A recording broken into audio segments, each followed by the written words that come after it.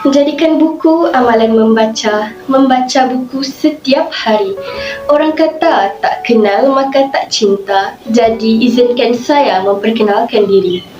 Assalamualaikum, salam sejahtera, salam perpaduan, salam masyarakat madani. Saya Syasha Nabi Hazainal Abidin binti Abdul Azim dari SMK Jalan Reko ingin mengupas tentang satu buku yang bertajuk Tempat Kedua yang dikarang oleh Natasha Afzal. Buku ini mengisahkan tentang sepasang kembar yang bernama Alisa dan Alina. Alisa dan Alina adalah kembar seiras. Walau bagaimanapun, personaliti mereka sangat berbeza. Alisa sangat berminat dengan patung Barbie dan permainan kanak-kanak perempuan yang lain. Boleh dikatakan bahawa Alisa lebih banyak sifat keperempuanannya berbanding adiknya Alina, yang lebih menyukai kartun seperti Ultraman. Alina juga mempunyai banyak koleksi kereta kawalan jauh. Untuk dijadikan cerita, Alisa lahir 5 minit awal sebelum Alina.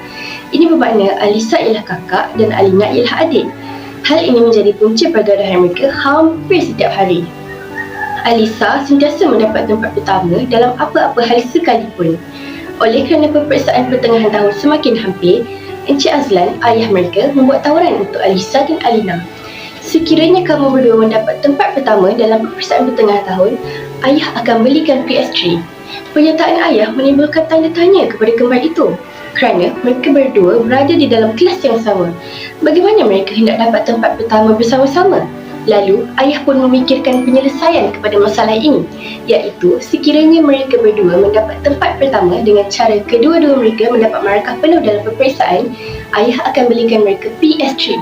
Tetapi sekiranya seorang sahaja yang mendapat tempat pertama, ayah akan berikan PSP kepadanya. Sebelum ini, setiap kali peperiksaan, Alina hanya mampu dapat tempat kedua di dalam kelas. Manakala, kakaknya Alisa sentiasa mendapat tempat pertama. Dia tidak mampu menandingi kakaknya. Mereka berdua pun mula mengulang kaji pelajaran.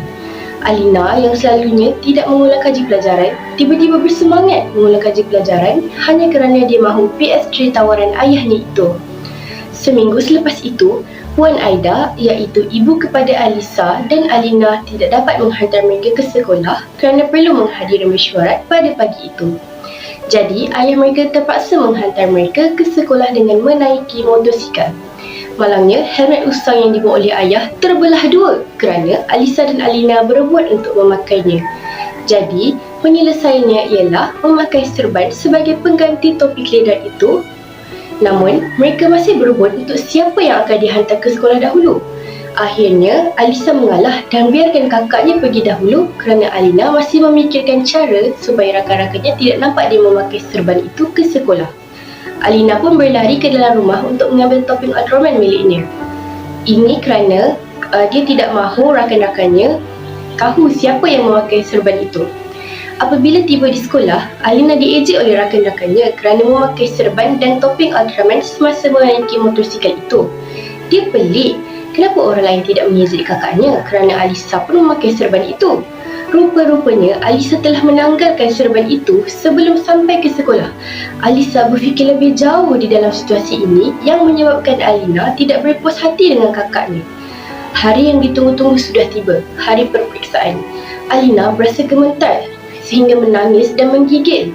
Hal ini membuatkan Cikgu Fatimah risau dan memberi cadangan supaya Alina mengambil peperiksaan itu apabila dia sudah sihat. Tetapi, Alina berkeras mahu ambil peperiksaan pada hari itu juga. Beberapa minggu selepas itu, tibalah hari keputusan. Seperti yang dijangka, Alisa mendapat tempat pertama dan Alina mendapat tempat kedua. Dan seperti yang dijanjikan oleh ayah, Alisa mendapat PSP dan Alina mendapat kereta kawalan jauh kerana ayahnya nampak usaha Alina untuk mendapat tempat pertama. Setelah pulang dari sekolah keesokan harinya, Alina berjumpa dengan Makcik Tijah. Makcik Tijah menceritakan bahawa dia tahu tentang Alisa dan Alina yang merebutkan tempat pertama. Lalu, Makcik Tijah memberitahu bahawa dalam masyarakat Jawa, anak yang lahir kemudian adalah anak pertama kerana kakak mengalah pada adiknya. Ini membuatkan Alina lega. Beberapa hari selepas itu, Alina dan Alisa bergaduh kerana Alina mendapat tempat kedua dalam pertandingan karangan, manakala Alisa mendapat sagu hati sahaja. Mereka berbalah sehingga ayah membuat keputusan untuk tidak menghantar mereka ke sekolah. Jadi, mereka perlu berjalan kaki ke sekolah pada pagi esok. Dalam perjalanan, mereka dikejar oleh anjing. Pada masa yang sama, mereka masih merebutkan tempat pertama dan mahu lihat siapa sampai ke sekolah dahulu. Tetapi Alina ingat kata Makcik Tijah bahawa kakak adalah anak yang lahir kemudian, jadi kakak perlulah lebih matang daripada adik. Saya akhiri bicara buku ini dengan serangkap pantun. Labah-labah memanjat perigi, hujan turun membawanya pergi. Akhirlah ucapan saya di sini. Kalau ada rezeki, kita jumpa lagi. Assalamualaikum warahmatullahi wabarakatuh.